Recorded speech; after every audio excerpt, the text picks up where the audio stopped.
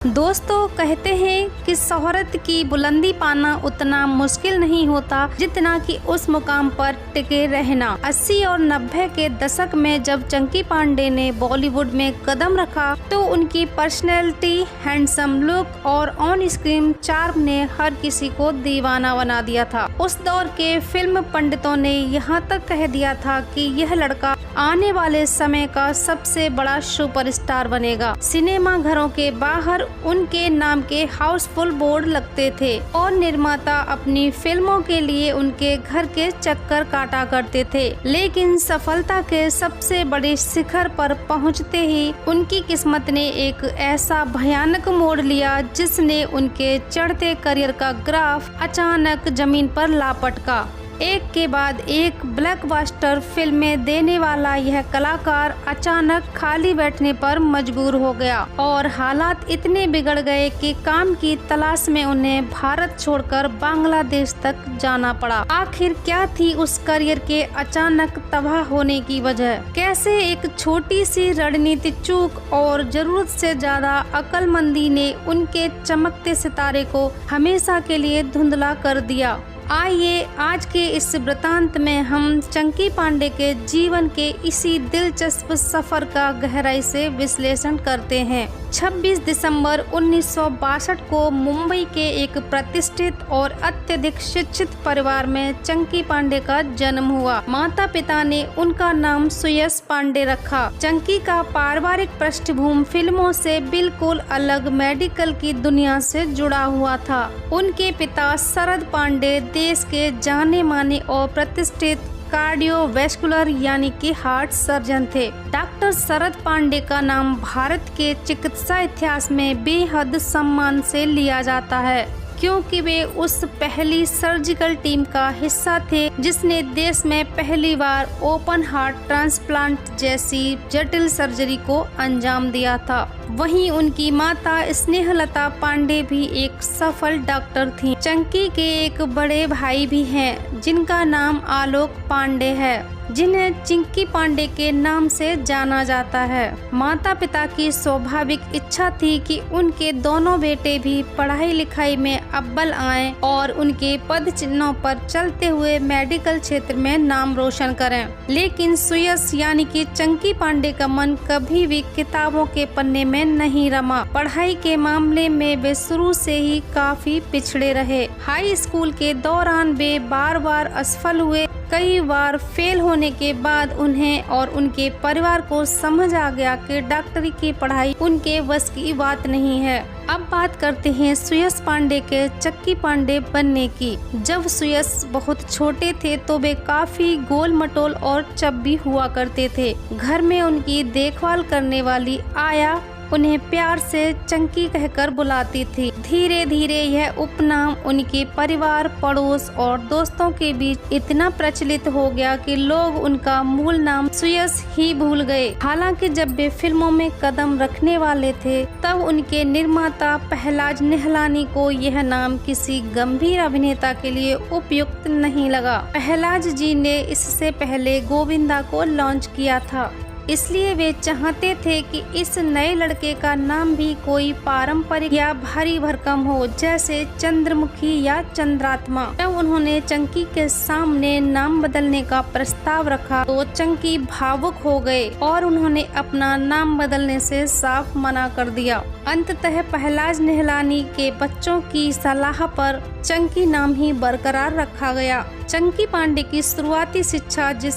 School में हुई वहाँ कई फिल्मी हस्तियों के बच्चे भी पढ़ते थे। उनके साथ उठने बैठने और शूटिंग की बातें सुनने के कारण चंकी के मन में भी अभिनय जगत के प्रति गहरा आकर्षण पैदा हो गया। जब उन्होंने अपने परिवार के सामने अभिनय के क्षेत्र में जाने की इच्छा जताई तो उनके पिता ने एक व्यवहारिक शर्त रखी कि वे बिना विधिवत प्रशिक्षण के इस क्षेत्र में कदम नहीं रखेंगे। पिता की सलाह पर चंकी ने मुंबई के एक एक्टिंग स्कूल में प्रवेश लिया, जहां उन्होंने अभिनय की तकनीकी बारीकियों और नृत्य का प्रशिक्षण प्राप्त किया। प्रशिक्षण पूरा करने के बाद उनकी प्रतिभा और लगन को देखते हुए उसी संस्थान में उन्हें बतौर इंस्ट्रक्टर काम करने का अवसर मिला। यह एक दिलचस्प तथ्य है कि अपने इंस्ट्रक्टर रहने के दौरान उन्होंने कई ऐसे युवाओं को भी शुरुआती टिप्स दिए जो आगे चलकर खुद बड़े सितारे बने। लंबा कद, आकर्षक नैन नक्श और घुंघराले बालों की वजह से उस दौर के स्थापित फोटोग्राफर राकेश श्रेष्ठ की नजर में आए। उनके माध्यम से चंकी को उस समय की एक प्रसिद्ध फिल्मी पत्रिका के कवर पेज के लिए फोटोशूट का काम मिला, जिसमें वे उस दौर की स्थापित अभिनेत्रियों के साथ नजर आए। इस फोटोशूट से उन्हें उद्योग के भीतर एक पहचान मिलने लगी। इसके अलावा वे संजय दत्त की पहली फिल्म के एक गीत में भी छोटी सी भूमिका में नजर आ चुके थे। फिल्म उद्योग में अक्सर देखा जाता है कि किसी कलाकार को मुख्य भूमिका पाने में सालों साल लग जाते हैं, लेकिन चंकी पांडे के मामले में पहली फिल्म मिलने का किस्सा काफी अनूठा रहा। एक फिल्मी समारोह के दौरान चंकी की मुलाकात निर्माता पहलाज निहलानी से एक अप्रत्याशित परिस्थिति में हुई। समारोह के दौरान वॉशरूम में पहलाज निहलानी अपने परिधान की एक समस्या से जूझ रहे थे। चंकी ने बिना किसी झिझक के आगे बढ़कर उनकी मदद की। बातचीत के दौरान जब निहलानी को पता चला कि यह लंबा और आकर्षक युवक अभिनय में अपना करियर बनाना चाहता है, तो उन्होंने उनकी पर्सनालिटी से प्रभावित होकर अपनी अगली एक्शन ड्रामा फिल्म आग ही आग 1987 के लिए उन्हें आमंत्रित किया। अगले ही दिन यह बातचीत एक औपचारिक अनुबंध में बदल गई। फिल्म आग ही आग में चंकी पांडे को उस दौर के दिग्गज अभिनेताओं धर्मेंद्र और शत्रुघ्न सिन्हा के साथ स्क्रीन शेयर करने का अवसर मिला। जब यह फिल्म सिनेमा घरों में प्रदर्शित हुई तो इसने व्यवसायिक रूप से शानदार सफलता हासिल की। नवागत होने के बावजूद चंकी पांडे ने अपनी सहज अदाकारी और स्क्रीन प्रेजेंस से दर्शकों और समीक्षकों दोनों का ध्यान आकर्षित किया। पहली ही फिल्म ने उन्हें रातों रात उद्योग का एक नया और चर्चित चेहरा बना दिया।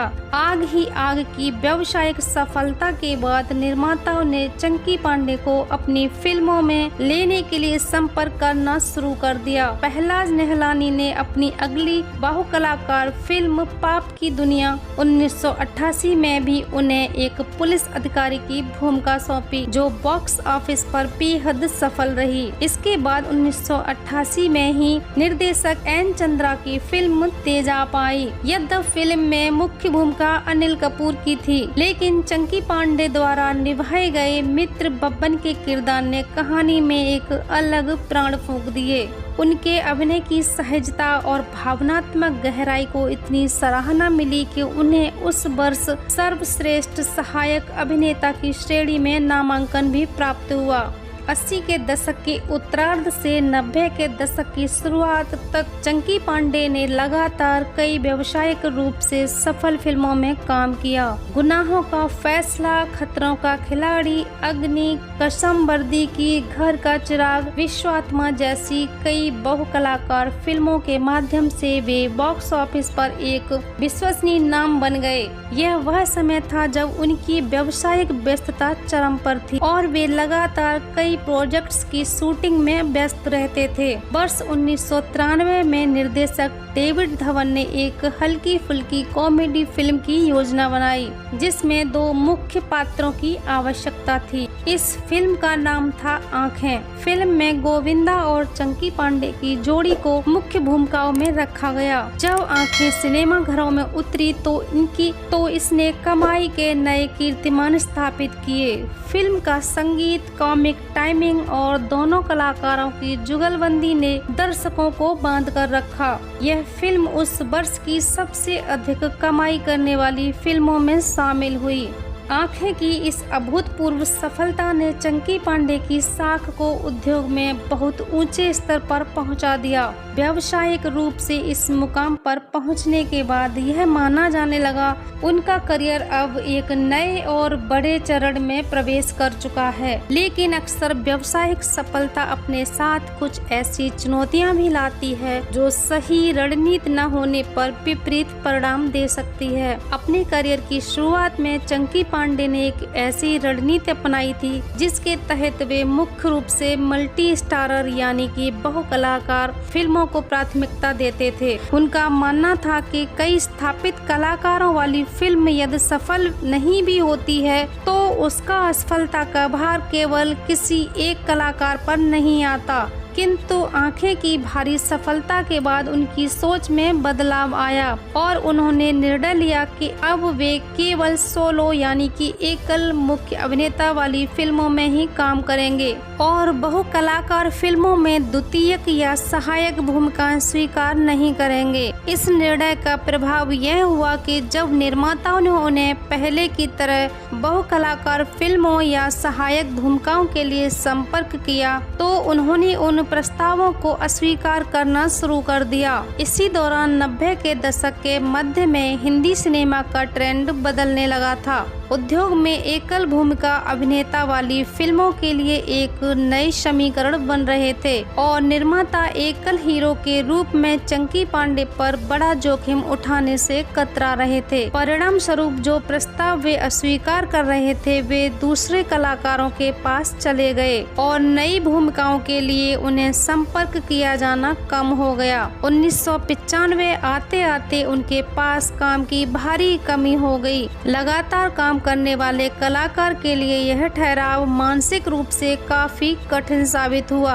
हिंदी सिनेमा में काम के अवसरों में आई इस कमी के दौरान चंकी पांडे को उनके एक परिचित के माध्यम से बांग्लादेशी फिल्म उद्योग में काम करने का सुझाव मिला। परिस्थितियों को देखते हुए उन्होंने इस विकल्प को स्वीकार किया और ढाका का रुख किया। 1995 से 1999 के बीच उन्होंने बांग्लादेशी सिनेमा में कई फिल्मों में मुख्य भूमिकाएं निभाईं।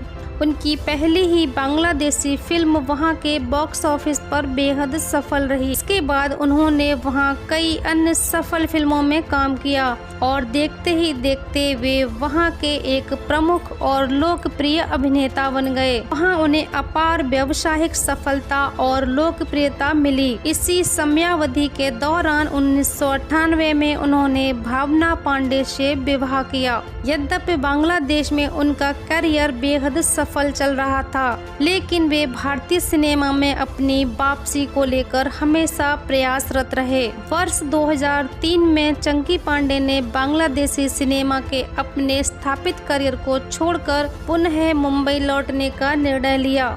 इस बार वे किसी पूर्वग्रह या केवल मुख्य भूमिका निभाने की जिद के बिना आए थे। उन्होंने 2003 की फिल्म कयामत सिटी अंडर थ्रेट से हिंदी सिनेमा में अपनी दूसरी पारी की शुरुआत की। इसके बाद उन्होंने समझ लिया कि एक कलाकार के रूप में लंबी पारी खेलने के लिए भूमिका के आकार से ज्यादा उसकी प्रभावशीलता महत्वपूर्ण है। उन्होंने हास्य और नकारात्मक दोनों प्रकार की चरित्र भूमिकाओं को अपनाना शुरू किया। हाउसफुल श्रृंखला में उनके द्वारा निभाया गया हास्य किरदार दर्शकों के बीच बेहद लोकप्रिय हुआ। इसके साथ ही उन्होंने बेगम जान और साहो जैसी फिल्मों में गंभीर और नकारात्मक भूमिकाएं निभाकर यह साबित किया कि वे केवल हास्य तक सीमित न रहकर जटिल और गंभीर किरदारों को भी उतनी ही दक्षता से निभा सकते हैं। आज चंकी पांडे अपने परिवार के साथ मुंबई में एक व्यवस्थित जीवन बिता रहे हैं। उनकी पुत्री अनन्या पांडे भी हिंदी फिल्म उद्योग में बतौर अभिनेत्री काम कर रही हैं।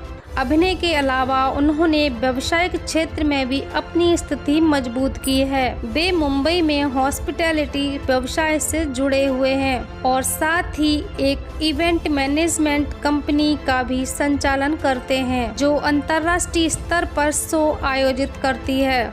इसके साथ ही वे विभिन्न फिल्मों और डिजिटल प्लेटफॉर्म पर अभिनय में सक्रिय हैं। चंकी पांडे का यह पूरा सफर भारतीय फिल्म उद्योग के निश्चित स्वरूप को दर्शाता है।